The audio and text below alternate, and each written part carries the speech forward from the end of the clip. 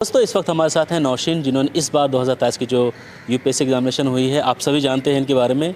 She got 9th rank out of 15 lakhs of student who applied for this UPSC CSE 2023। 9th rank हासिल करना एक बहुत बड़ी achievement है और ये अचीवमेंट कैसे हासिल की गई है इसके बारे में बात करेंगे। स्ट्रेटजी क्या थी, किस तरह से इन्होंने तैयारी की थी, क्या प्लानिंग थी, क्या टूल्स और टेक्निक्स इन्होंने अप्लाई किया था अपनी प्रिपरेशन में। इसके अलावा मैं बात करूंगा इनकी एकेडमिक फैमिली के बारे में और ये जो जर्नी रहे इसके बारे में। सबसे पहले मैम बहुत बड़ा कांग्रेचुलेशन।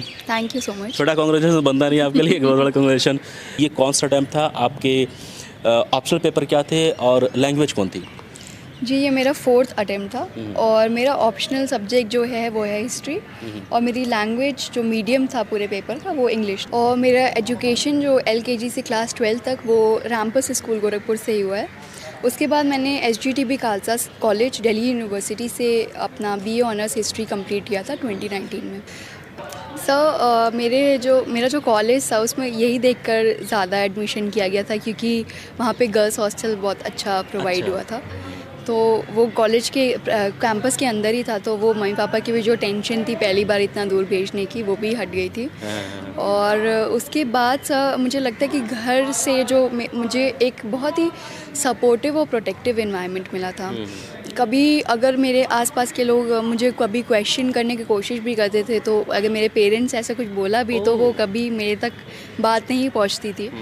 और वो लोग को बहुत कोशिश करते थे कि ये सब चीज़ों से मैं दूर रहूं और मैं बस अपनी पढ़ाई पे ध्यान दूं। क्योंकि मेरे पापा से मैंने जहाँ तक जो चीज़ें सीखी हैं वो ये थी कि कैसे जो भी अगर कोई बड़ा आदमी हो या छोटा आदमी हो तो उनको सेम लेवल ऑफ रिस्पेक्ट देनी है। और जो मेरी मम्मी है उनसे मैंने सीखा कि कैसे कोई भी अगर काम आप कर रहे हैं उसमें पूरा अपना 100% देना। तो ये चीज़ें 2 चीज़ें जो हमेशा से मैंने अपने पेरेंट्स से सीखी है। मैंने ग्रेजुएशन मेरा कंप्लीट हुआ था 2019 में और मेरा सब्जेक्ट था हिस्ट्री। ये मैम आप सभी के लिए रोल मॉडल हैं, स्पेशली गर्ल्स स्टूडेंट के लिए। और मेरे चैनल का मकसद यही होता है, हम यूट्यूब से कमाते नहीं हैं, इसकी अर्निंग नहीं चाहिए। हम सिर्फ कोशिश करते हैं कि आप सबकी हेल्प कर सकें इस स्ट्रेटजी के ज़रिए, इस मोटिवेशन के ज़रिए। जब बच्चे पढ़ाई करते हैं, इतनी बड़ी जर्नी होती है, मेहनत होती है, तकलीफ़ होती है, लेकिन वो तकलीफ़ खुशी में तब बदलती है जब आपके पेरेंट्स के आंख में आंसू होता है, जब आप कामयाब होते हैं। इतने पेशेंस, आप में पेशेंस बहुत दिख रहा है। You are looking very cool and calm. और ये बहुत ही एक पॉजिटिव क्वालिटी है, हर एस्पिरेंट होनी चाहिए। इतने 4 साल की जर्नी, उसके बाद आपको कभी ये ना लगा कि यार होगा कि नहीं, वो छोड़ देते हैं?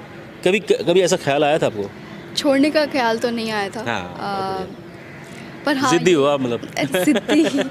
सिद्धि तो नहीं, पर मुझे लगता था कि स्टेट PCS भी एग्ज़ाम्स होते हैं तो मुझे लगता था कि अगर ये इसमें 6 ही अटेम्प्ट हैं और अगर मेरा ख़त्म हो गया तो फिर मैं स्टेट PCS में लग जाऊँगी। तो मुझे लगता था कि कभी ना कभी तो हो जाएगा, बट इतना जल्दी, मतलब इतना जल्दी तो नहीं कहूँगी, 5 साल तो हो ही गए, पर हाँ मिल गई तो मुझे बहुत खुशी है। प्रेफरेंस क्या है आपका? जी मेरी फ़र्स्ट प्रेफरेंस IAS ही है और UP कार्टर। मैम आप जो पढ़ाई करती थी कि क्या रूटीन होता था, आप कैसे कैसे पढ़ती थी, किन किन बातों का ध्यान रखती थी?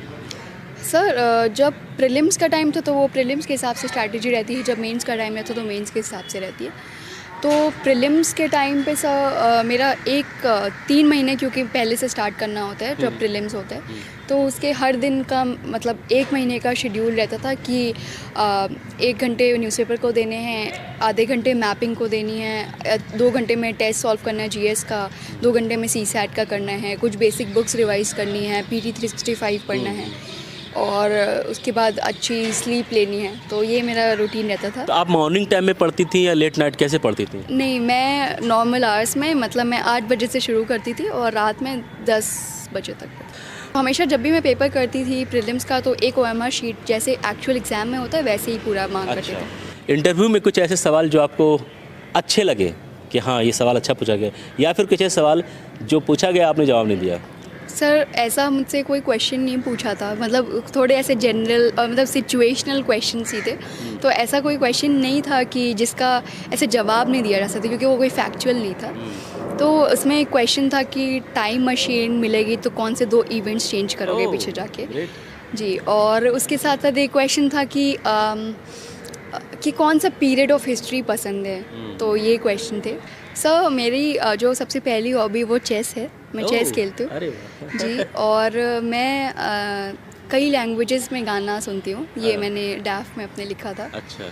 तो कुछ ऐसे 14-15 लैंग्वेजेस में मैंने गाने सुने हैं, और उसके साथ साथ मैं हिस्टोरिकल प्लेसेस विज़िट करती हूँ। मैम मैं चाहता हूँ कि आप इसी तरह आगे बढ़ें, तरक्की करें, खूब तरक्की करें, दिन दुगनी रात चौगनी तरक्की करें। आपने तो नाम रोशन कर ही दिया है, मम्मी पापा का, आरसीए का, इस देश का भी नाम रोशन करें कुछ अलग करके, जो भी रोल और रिस्पॉन्सिबिलिटी आपको मिलेगी गवर्नमेंट की तरफ से। Thank you very much once again.